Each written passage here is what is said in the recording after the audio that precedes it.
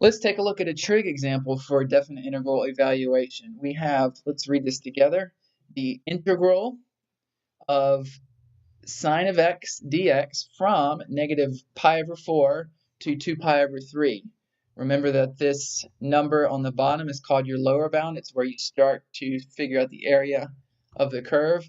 And 2 pi over 3 is your upper bound, where you stop evaluating the area under the curve. And now we're talking about sine of x. All right, so here we have the graph of sine of x. We're going from negative pi over 4 to 2 pi over 3. We're evaluating the definite integral, so we're trying to find this purple area. Now we can tell that the area above the x-axis is more than the area below, so you should get a positive number back. We can see our answer is around 1.207. Let's confirm that by evaluating this definite integral with the steps we did before.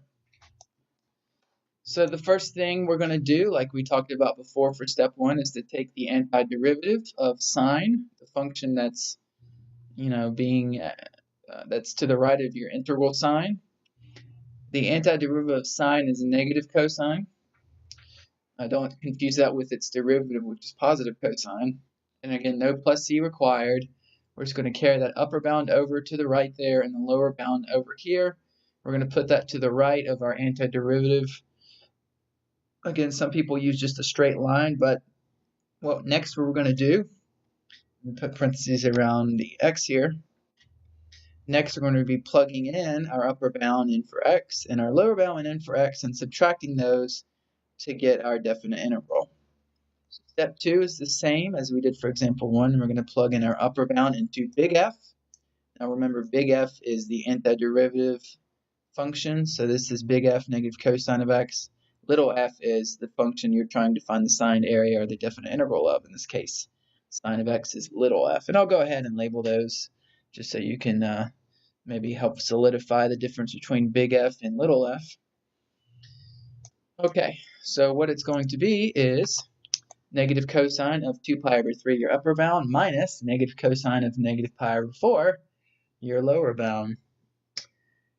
Alright, so that is steps 2, 3, and 4. Plug in your upper bound, big F of b, plug in your lower bound, big F of a, and subtract them for step 4. Subtract f of b minus f of a.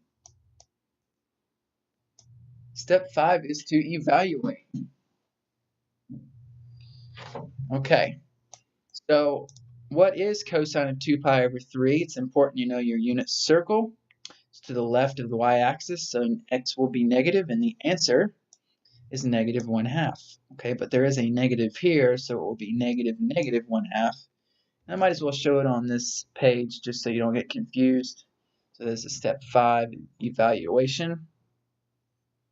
So it would be negative 1/2 minus negative.